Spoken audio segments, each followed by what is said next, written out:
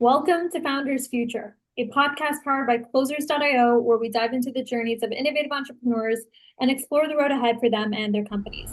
I'm your host, Michelle Saeed, and in each episode, we uncover the stories behind impactful ventures, the challenges faced along the way, and the strategies driving their future growth. Today, we're absolutely thrilled to have Richard Tyson, the president and founder of CEO Builder, joining us. Richard has over 30 years of experience as a CEO, a coach, an author, and a thought leader, most importantly, empowering CEOs with clarity, alignment, and accountability. We'll explore his founding story, how CEO Builder is transforming leadership, and the vision for scaling this impactful firm. So let's dive in. Rich, welcome to Founders Future. Thank you. Grateful to be here. Absolute pleasure having you on. So take us back to the beginning. What inspired you to launch the CEO Builder? I guess the inspiration goes at several different levels, but primarily I have always enjoyed helping other leaders grow into their positions and create great value. So I really see my business as one of being able to fathom what the potential of others are and then help them get there. And I've utilized a variety of techniques and opportunities to do that, processes, if you will, that I've developed.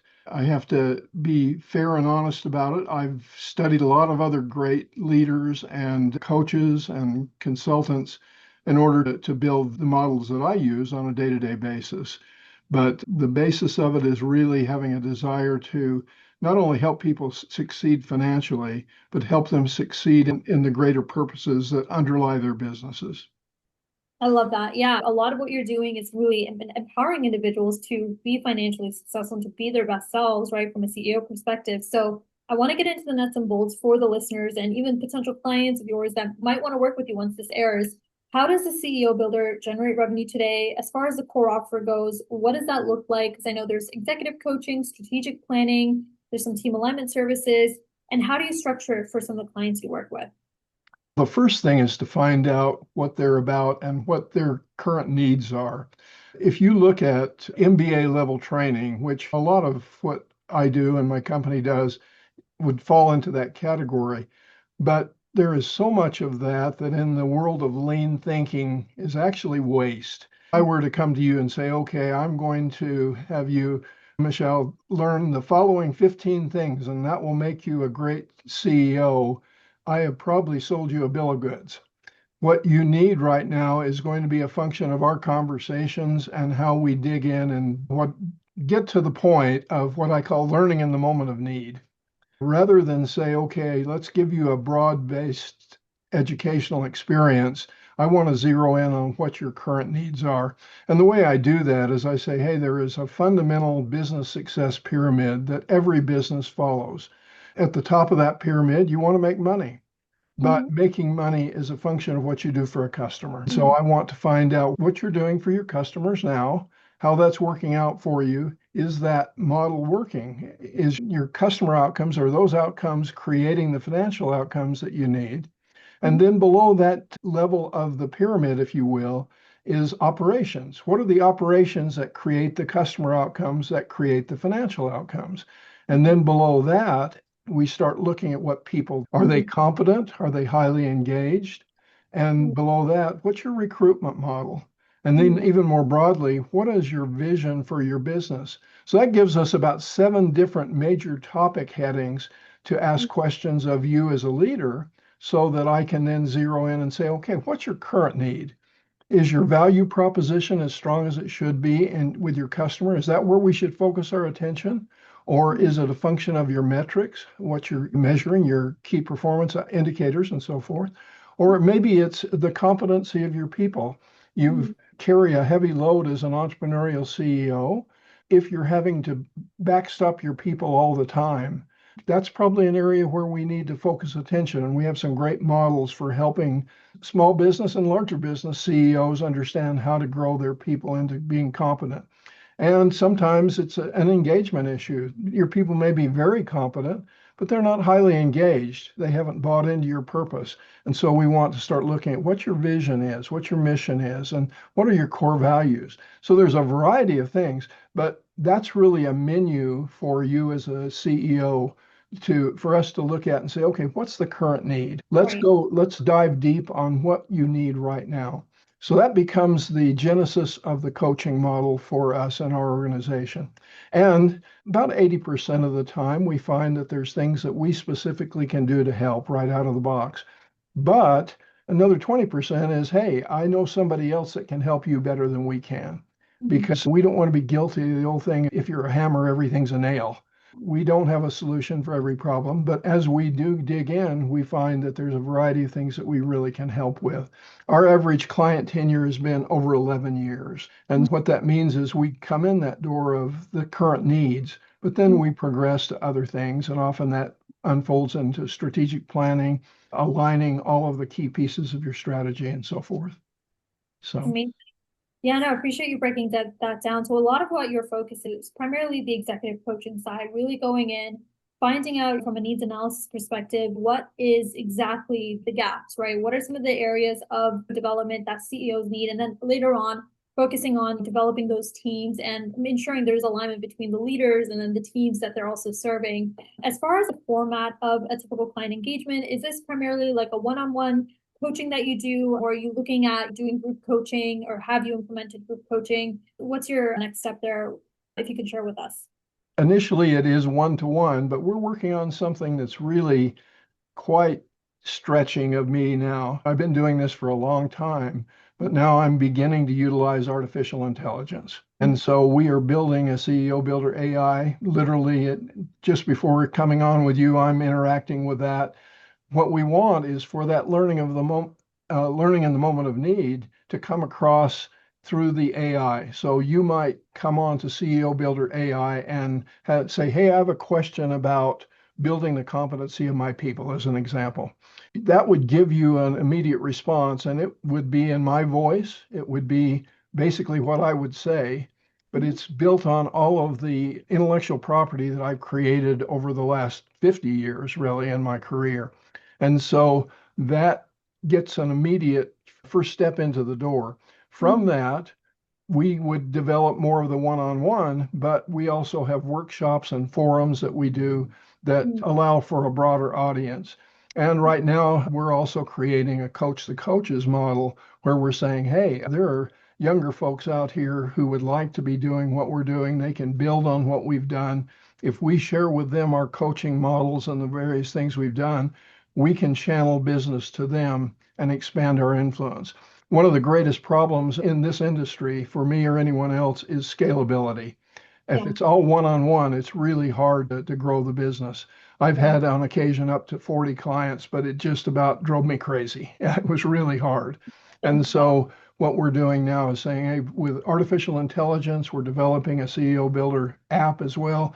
There will be opportunities to interface with people, build a subscription model for a lesser version of the coaching. But Mhm. as people want something more in depth, they can still get that from me and my partners, the people I work with. But we also want to expand our ability to say, hey, there's people out here who have been trained in the CEO Builder coaching model, and they in turn can grow their own practices in helping others. At my ripe old age of 74, I'm looking for ways to establish a legacy of what I've learned over the years going out to a much broader audience. That's incredible. And I love the fact that you talked about that right now, because oftentimes in the executive coaching space, the idea of evolving an offer from a productization standpoint to where it is a sustainable business model and you will be able to serve and help many more leaders out there is something that's the core focus and priority right now, from what it sounds like. Um, Yes. yeah, no, that's incredible. And as far as a specific vertical or niche that you like to specialize in, does that exist, or is it pretty much any type of CEO leader, or do you have a preference for your ICP? It's pretty much industry agnostic. We're not worried about what industry anyone is in because we feel like that the core elements of both strategic process and content are basically the same. But Right. again, where it then becomes much more personalized to the individual client is that doorway they come in. They're saying, hey, I have a need right now. We're not making enough money. Or I've got employees that are fighting with each other. Or I've got something else that's keeping me up at night. We want to go right to that Yeah. rather than the more broad basis. I have about 2,000 books here in my office of business and other things, histories and so forth that I've utilized over the years. And so often, people like me who have done writing will say, "Oh, I have the answer for you." And again, it's that hammer and nail thing.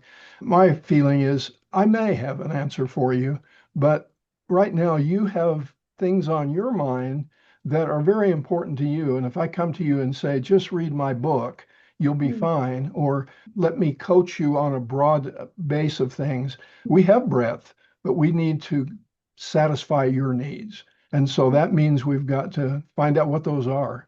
So again, that first kind of assessment and figuring out where you are and what you need, that's what we're about. But then from there, we've got to be wise enough and quick enough on our feet to either say, we have something here for you.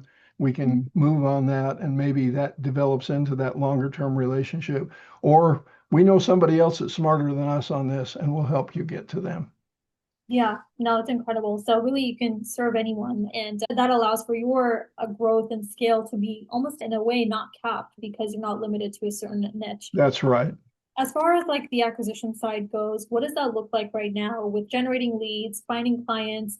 What strategies are you implementing or have you implemented, whether it's paid ads, social media, referral, word of mouth? How are you generating leads right now for the CEO Builder? Well, you've asked the toughest question that I've faced in my career. And part of that is by nature, I'm more anxious to be one on one with the client and help. And also, I'm a guru, I guess. I'm doing a lot of writing and so forth. So that's where I'm happiest.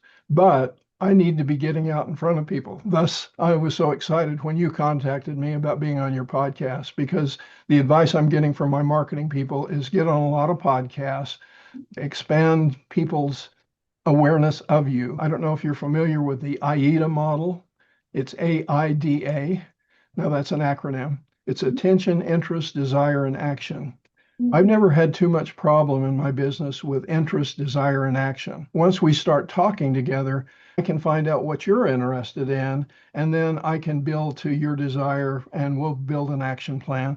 That's not hard for me. That first A is really hard. How do I get attention, especially in this day with so much social media and cacophony of ideas out there? I'm on all of the social media sites. I'm saying, how in the world do I get people to see me and hear me? I think I have something that will give them the interest, desire, and action. But Mm, how do I get that attention? And so I'm literally working on that problem right now. And what I'm hearing mostly is do the podcast, get speaking engagements. Those things don't offend me. I'm comfortable with them. It's hard to juggle the balls of continuing to write and coach and do other things and get out in front of people. But if I'm going to fulfill the legacy I would like to fulfill, I've got to figure out how to solve that problem. So that's my learning in the moment of need. I have a need to learn how to do that better so that hopefully before I'm dead and gone, I can get everything out that I would like to. So yeah, you hit it absolutely. right on the head. You're a great diagnostics person here to zero right in on my need. Yeah, absolutely. From what it sounds like, and I appreciate that, it's really figuring out how do you get the brand out there? How do you get that awareness? How do you reach more people to where it's not taking time away from you? Now, I want to get your take on this because we've interviewed a lot of founders and I've worked with a lot of different entrepreneurs. And oftentimes, speaking engagements, right? They're not the most predictable way to generate leads. You can't be in all the rooms at once, right? So, what are you looking at as far as building predictability on the lead gen side of things? What else has your marketing team recommended there? And have you looked at the paid ad side of things? Is that also another avenue that you guys are exploring into this year as you're looking at scale and growth? We are certainly exploring all of that. Paid ads is not off the area of consideration. A lot of what I'm hearing from my AI advisors is to take advantage of the connections I already have and ask them to put the word out. I've tried some of that over the years, and what I found is most of my clients are very busy and Mm, they like what we've done together, but getting them to actually reach out to others is pretty challenging. So that doesn't grow as organically as I'd like to see it, although I'm still open-minded to what I'm hearing on that. Again, we want to use LinkedIn better and Facebook, all of it to get our word out. I wrote a book. I've got the this sitting next to me here. It's got some of my notes on it here, but this is Align and Execute. I don't know if you've seen that yet, but that went #1 bestseller on February 27th on Amazon, and it was #1 in the United States and Australia. We were really thrilled with the first day out of the gate that it went so well, but that really was through all of the contacts I already had. As soon as we told them we were writing the book, they all jumped on and bought the 99-cent e-copy, and that boosted us to the top of the list. I'm pleased with that, but we've experienced what I call the sophomore slump. It went south after that great first day or two. And since then, we're not selling a whole lot of books. Again, I think that's the absence of the attention. So how do I best promote the book?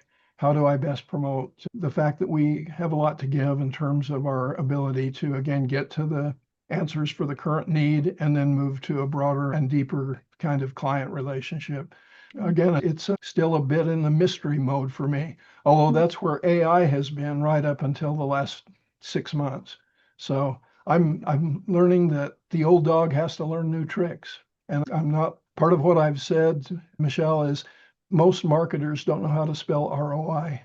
Yes, absolutely. Amen to that.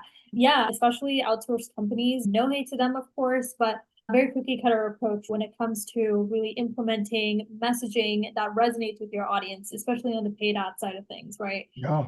And that's why bringing that in house is probably a better avenue to go when it comes to building that engine in your business and then making sure that your call to action resonates.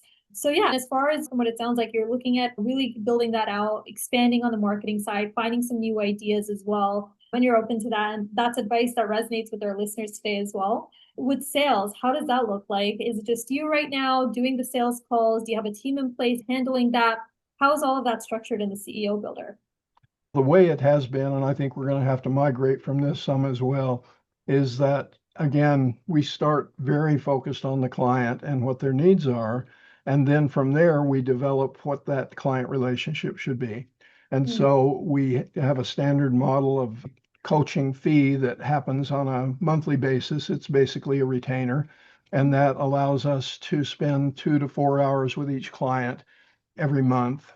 That's how we've done business for the last 35 years in CEO Builder. And so in signing somebody on, we have an agreement that they sign on to that just says, hey, they'll be with us for a year. We have an opt out on that, that after 90 days, if they feel like they're not getting value, then we certainly will allow that to discontinue. But it's always proven, or nearly always proven, that if we're with them for a year, they like what they're getting, and then that expands into a multi-year kind of engagement. But as far as having a sales team or a very focused kind of marketing approach, we haven't done well with that. And some of that for me has been, I've never been totally comfortable with having somebody that I would just assign to do the selling because, again, the first thing I want to talk to a client about is what their needs are. Yeah. And I don't even want to talk about money at that point and making a sale. And so it puts the cart ahead of the horse. And for a salesperson to be able to go out and say, let's sign you up for CEO Builder, and then we start talking about their needs, that doesn't work intuitively for me. I'd say, hey, no, I don't even know if this person should be my client. I don't know if I can help them. So let's not make a sale before we know what we're up to. So it's created some barriers that, again, I'm open-minded. We can look at it differently, but I've been very wedded to that idea that if I'm working with you, the first thing I want to know is how do I help Michelle? Yeah. And it's in the subtitle of my book. It's all about the money, but it's not. So 100%. Yeah, I think it's a really important point that you brought up, especially as salespeople. They're hungry for their commission at the end of the day. They want to get that end goal met, but it's not always going to be the right approach, especially with you're building relationships in that process. And with your name on the brand, you want to make sure that the credibility stays intact and that your brand as well stays where you built it to where it needed to be. So as far as like really scaling and delegating, that's probably something you're looking at, right? If you can find like the right fits in place, someone who can help with building a process that matches exactly your approach, that's probably the way in which you can focus on the founder level activities. yes, and I look at the AI thing, for instance, and I say, hey, if this can create a funnel Mhm. that again, we on a kind of a freemium basis, if you will, front end, no charge. You ask a question of our AI system and we'll give a response. Mm. Not going to charge for that, but hopefully that funnel then leads to a subscription model that's inexpensive, maybe $100 a year, whatever it is. But that will begin to create the relationship that builds. And Mm. then that becomes almost the kind of artificial salesman for me that I need. Mm. Now, again, there's a problem though. How do you get people's attention on the AI side? And Yeah. How do you so build awareness? but we're very much in the middle of that project, and the site is coming along very well. I'm going to test drive it with a client here Wednesday, and Thing. I played with it myself, but when you're talking to yourself, it doesn't quite work as well. I want somebody to interact with the AI site rather than me interacting with it. We'll see how Wednesday goes, but we're trying to take the old guy that's at the head of the company and get him to learn enough that we can get this expanded. I love it. So yeah, from what it sounds like right now, you're thinking about scaling this, becoming really like that founder, having that marketing in place, building on the sales side, really creating a product-led growth environment. And as far as the bottlenecks go, that's really what it is figuring out that marketing piece. What's your vision for the next 6 to 12 months as far as like growth and scale, any revenue targets, performance milestones you're looking to hit? I would love for you to paint that picture for us. As far as specific pro forma financials, I have to admit I haven't done a lot with that. It's really getting the AI thing working where we actually begin to monetize it. And so we're right in the process of doing that. I would hope that we can find a marketing vehicle that would get several thousand eyeballs on what we're doing. And Mm. at a very reasonable subscription price for a percentage of that, we would have something on the order of at least around $10,000 a month coming in. Mm. That also allows, I think, us more opportunities, call to action to buy my books. I'm writing a second book right now. It's called Eight Key Roles of Transformational Leadership, again, based on the years that I've worked with leaders. I'm having a very enjoyable time writing it. I need to get it done and get it published. But part of the deal will be to sell the things I've written. And that's part of the monetization as well. So if you look at the revenue while I sleep through AI, as well as the book selling, that's one piece of it. The second piece gives me a little nervousness, if you will, because most of my career has been very much one on one with CEOs. Again, I've had up to 40 at one time. Again, it about drove me crazy. I have to say, Michelle, I became mediocre because I was just stretched too thin. And so there was a limit to the scaling, even though things were really popping as far as people wanting to be involved. Yeah. I got fearful of having too much. My business partners right now have said, Rich, get your writing done, get the AI set up, but try not to get pulled into major consulting jobs because as soon as you end up spending 50% of your time or more in the actual coaching, yeah, that's Yeah. going to create more revenue for us, but it's going to take you off of the things that we need to get done before you die. So, with that in mind, I'm not sick, by the way, Michelle, so I'm planning on being around a while. But there's only so much you can do with a 7 days a week, 24 hours a day. I can't work all of that. And so I've got to say, what's the best and most important use of my time at any given point? And right now, it's that juggling act between getting the writing done and setting up the AI and the app and so forth. Hopefully, all of those things will bear fruit and will help us then put me back in the hot seat again. Yeah. I think it'll create a need to do more coaching. I Mm. backed off, but I've got to probably head back into that, but very selectively. And you've asked me about financial projections. I have never charged more than about 2,000 a month for Mm. my coaching. And I've been told by clients and others in the field that I'm really inexpensive, which is probably not a compliment. They meant that you ought to charge more. But I felt, again, it's really not about the money. Am I making a difference? And I didn't want to chase, especially entrepreneurs, off with a big price tag. But if it starts coming back around to where I've got a lot of demand for my coaching, I feel like that minimally I've got to have 5 grand a month for my time. Okay. And And that will create some barriers to people wanting to work with me. But that's the point. If I'm going to be highly engaged one-on-one coaching, not the AI stuff, but me personally, I've got to be Yeah. careful with that. Yeah. Yeah. So a lot of, what it is like, really, how do we build more of that awareness, right, for the AI, and then using that potentially even as a catalyst for the coaching side of things. Absolutely. You're saying it correctly. Yeah. And especially as that helps with creating a lot more of that top of funnel awareness, right, with your audience without you having to put in a lot of that legwork, without sort of the AI in place, and without really that first initial tier, really getting that messaging down from what it sounds like.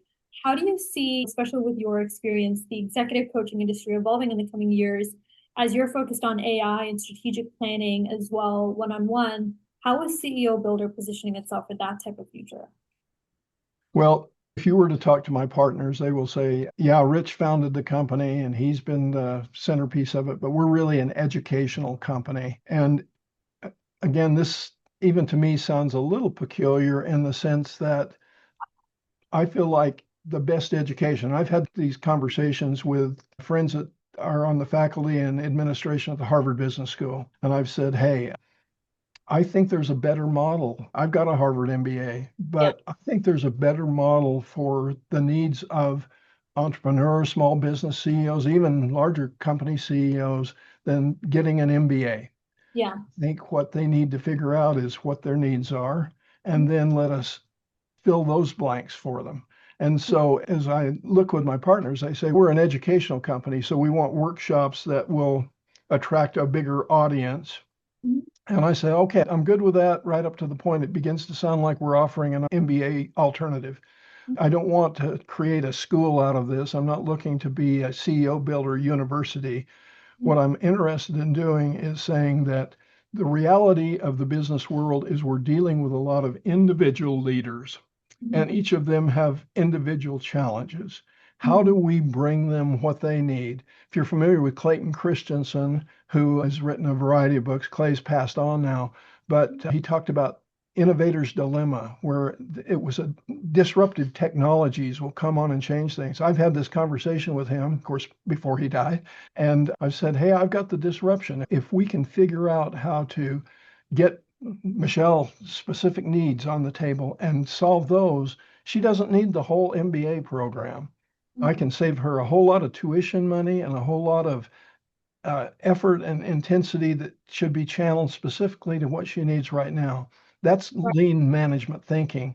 And Clay agreed with me. He said, yeah, you're right, but how are you going to do that? And a good Yeah. friend of ours, Kim Clark, who was the dean of the Harvard Business School at the time, said, Rich, it's artificial intelligence. And Mm. I said, that didn't help me much because I don't know anything about that. I'm seeing that is going to be a lot of it. But again, we are still an educational company. We still have the workshops. Some of that is going to have to be, again, that I'm not always the centerpiece of it. But Yeah. one of my partners is a former client, and he is a tremendous resource. And he, again, he'll call it an educational company, but he says we've got to retain that centerpiece of how do we get the broader knowledge zeroed in on specific needs of clients. And unless somebody can really beat me over the head with a better idea, I think it is absolutely the essence of what every kind of educational experience, whether it's business or otherwise, should be about. I have grandsons now that are coming into the workplace, and it's what do you love to do? What is your purpose going to be? Yeah. And let's help you zero in on that. And then you're going to have specific things you need to learn. And maybe grandpa can help you a little bit, but I'm going to probably have to send you to other places to get it. But I don't think it makes any sense for you to go to a huge breadth of education Mm. to get what you're after. As Yeah. you grow through your job, you're going to find out there's new things you have to learn, but why not go sequentially and learn those rather than go to put a lot of stuff in your head that you won't even use, you know? Yeah. Especially in So, the age now where the demand is in the specialization and specialist skills that not everyone can acquire. And I think that's advice. What you mentioned, it resonates with the listeners, founders especially, that are trying to do too much at once. There's something called founder syndrome, trying to yeah, be the expert at everything but you really can't, especially if you're trying to scale and grow a business. Constraints, the theory of constraints is like that's going to be inevitable at the end of the day. The last question before we do wrap up, on the note of advice, what is the best piece of advice that you can give to our audience about scaling a coaching consulting business, perhaps from your experience at Harvard or elsewhere? Let me be sure I understand the question. Now, it's the best advice I can give to somebody who wants to be in coaching, or is it best advice I would give to a founding leader of any kind of business? Yeah, I would just say any entrepreneur, anyone who's wants to start a coaching business. Yeah, just any last words on one last note. Okay.